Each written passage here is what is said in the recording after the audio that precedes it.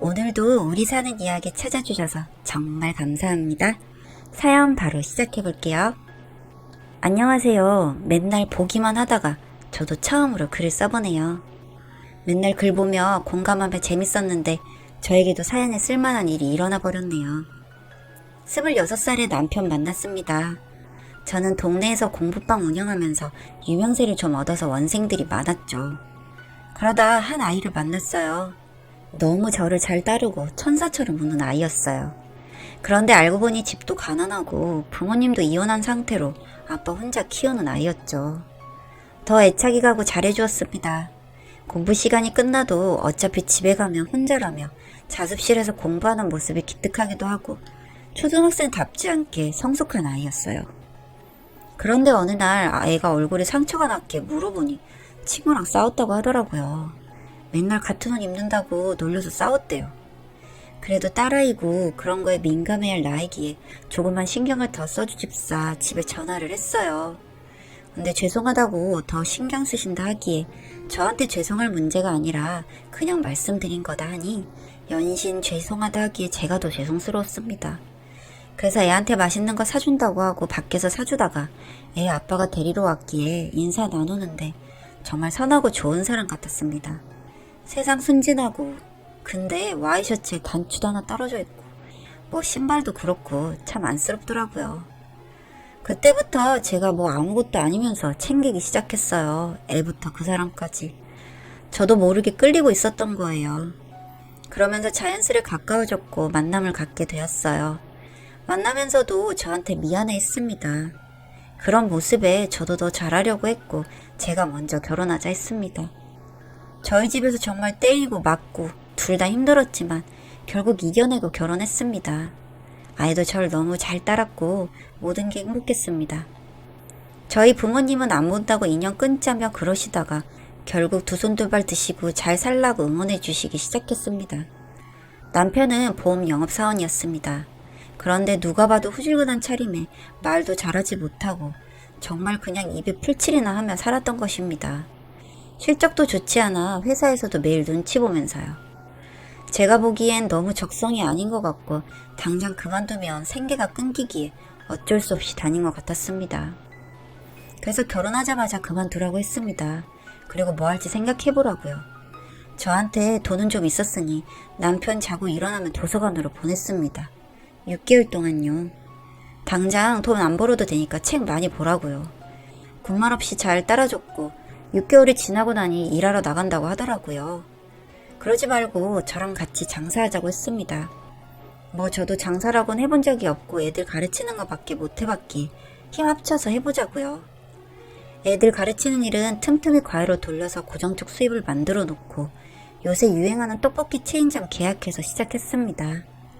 별 노력도 하지 않았는데 자리가 좋아서인지 날개 돋친 듯 팔려나갔습니다. 남편은 한 번 더 아끼려고 본인이 배달까지 해가며 열심히 했습니다. 그렇게 2년 만에 큰돈을 벌고 조금 하락세 조짐이 보이기에 얼른 빠르게 높은 권리금에 팔아버렸죠. 그간에 투자했던 부동산도 가격이 오르고 주식까지 무슨 신들린 것처럼 돈방석에 앉게 되었습니다. 그 후에 저는 다시 공부방을 하고 싶어 시작하겠다고 했고 남편은 사업 더 해보고 싶다며 퓨전 음식 레스토랑에 대해 연구했죠. 그렇게 누가 봐도 정말 멋진 사람이 되었습니다. 좋은 차에 좋은 옷에 뭐 원래 풍채도 있던 사람이었기에 제가 봐도 멋있었죠. 근데 그렇게 성공하고 나니 떡볶이 할 때 같은 모습이 없어졌습니다. 한 푼 한 푼 소중히 생각하고 겉모습은 신경도 안 쓰던 사람이 양복 입고 넥타이 매고 사업한다고 돌아다니니 너무 낯설었습니다. 늦게 오는 날도 잦아지고 먹지도 않던 술을 먹기 시작하기도 했고요. 제가 알던 사람이 아니었어요. 근데 그냥 큰일 하려면 후줄근한 것보다 더 낫겠지 싶어서 별말 안 하고 그냥 놔뒀죠.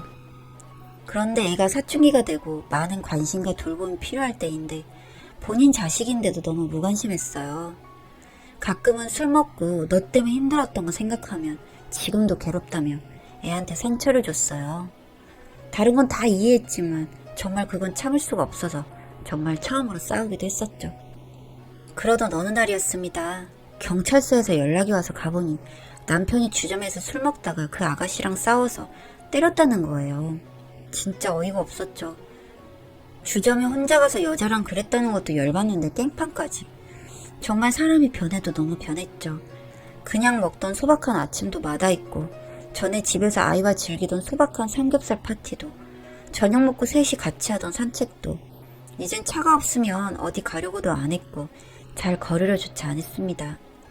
너무나 달라진 그 사람에게 옛날처럼 돌아가고 싶다 하니 정말 말도 안 되는 대답이 돌아왔습니다. 놓아줄 수 있냐고요. 좋아하는 여자 생겼다고요. 그럼 애는 어쩌냐 하니 본인이 키워야지 하더라고요. 근데 그 사람을 잃는 것보다 정말 제 자식이라 생각하고 키운 딸을 뺏길 수는 없었습니다. 애는 내가 키우고 싶다 했어요. 그럼 놓아주겠다고요. 정말 많이 실망하고 아주 많은 일들이 있었는데 글로 쓰자니 너무 많으네요. 그냥 서서히 포기해갔죠. 진짜 사람 하나 구해놨더니 이제 와서 안면몰수 하는 거였습니다.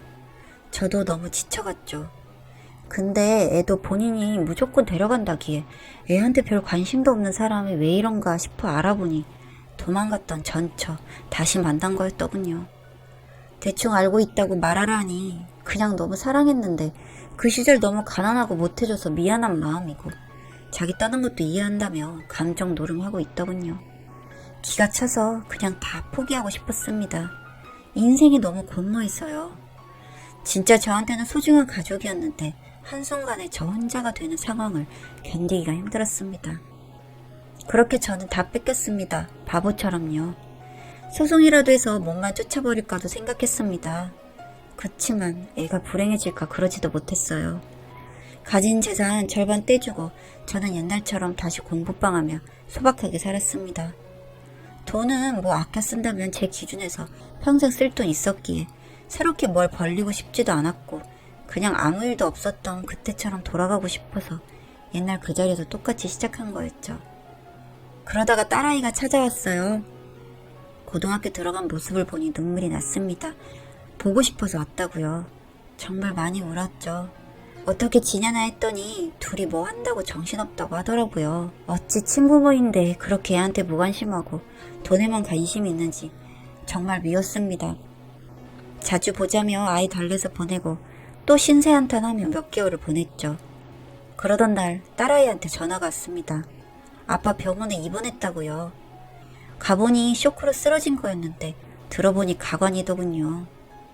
장사할 돈을 들고 전처가 또 도망간 거였습니다. 알고 보니 가난하던 놈 돈 좀 만진다는 소리 듣고 찾아와서 옛날 추억 들추며 사람 흔들어서 꼬셔서 완전히 믿게 한 다음 계약하고 잔금 치를 때 본인이 한다 하고 들고 튄 거였죠. 뭐 신고는 했으나 작정하고 덤빈 거라 잡는 건 불가능해 보였습니다. 진짜 바보 같고 어리석은 사람이었죠. 그래도 어쨌든 애는 돌봐야 하니 제가 데리고 왔습니다.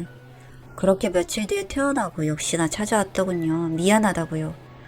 너무나 속보이고 꼴보기 싫어서 내가 네 장난감인 줄 아냐고 꺼지라고 했습니다. 그리고 아이 앉혀놓고 말했습니다. 다시 합칠 생각 없는데 날 이해하냐고요. 그랬더니 나도 여잔데 아직 어려서 다는 알지 못하지만 이해는 충분히 한다고 하더군요. 그치만 자기는 저랑 살고 싶은데 내가 새 출발 못할까봐 그게 미안하다고요. 애가 어린 나이에 생각하는 게 너무나 예뻐서 안아주었습니다. 제가 키우고 싶었습니다. 제 자식이었어요, 그냥. 그래서 남편한테 제안했습니다. 어차피 이제 능력도 안 되는데 애 내가 키우겠다고요. 남은 거 차랑 그 전셋집 하나 있는 것 같은데 잘 정리해서 살 길이나 찾으라고요. 그랬더니 안 합칠 거면 내 애는 내가 키운다고 제가 애 때문에라도 같이 살자고 하길 은근히 바라기에 애 불러서 선택하라 했습니다. 애는 한 채 망설임도 없이 저랑 산다고 했죠. 어차피 몇 년 뒤면 성인이니 억지로 데리고 간대도 성인 되자마자 집 나갈 거라고요. 돈 벌고 나서 이상해진 순간부터 자기 아빠 아닌 것 같았다고요. 빚으로 꽂는 말을 하니 벙쪄 있더라고요. 얼마나 고맙고 통쾌하던지. 사람 만들어놨더니 나 배신하고 가기에 얼마나 잘 사나 보자 했는데 제 마음을 딸아이가 풀어주었죠. 제 딜레마가 풀린 날이었습니다. 망해버려라 하다가도 딸 생각하면 안 되는데 싶고 저주하다가도 간누고 그랬던 날들이 정리되는 순간이었습니다. 이제 잠깐의 졸부생활 청산하고 아는 사람 밑에서 일 배우고 있다던데 그 시절 그 착한 사람으로 돌아온데도 절대 다시 합칠 생각은 없습니다. 추악한 이면을 봤으니까요. 아주 많이 후회하면서 아파하며 살았으면 좋겠습니다. 지금처럼요. 저도 힘든 시기 보내긴 했지만 이젠 제 입장을 이해해주는 예쁜 딸도 있고 요즘엔 엄마도 연애하라며 부추기기까지 하네요. 남편 복은 없어도 자식 복은 있나 봅니다. 제가 낳진 않았어도 누가 말해도 제 예쁜 딸. 뭐 저에게 새로운 사랑이 다가올진 모르겠으나 그렇지 않대도 둘이 알콩달콩 잘 살았으면 좋겠네요. 맨날 보기만 하다가 제 얘기 쓰려니 너무 길고 장황하고 말할 게 너무 많은데 다 말할 순 없을 것 같네요. 읽어주셔서 감사합니다.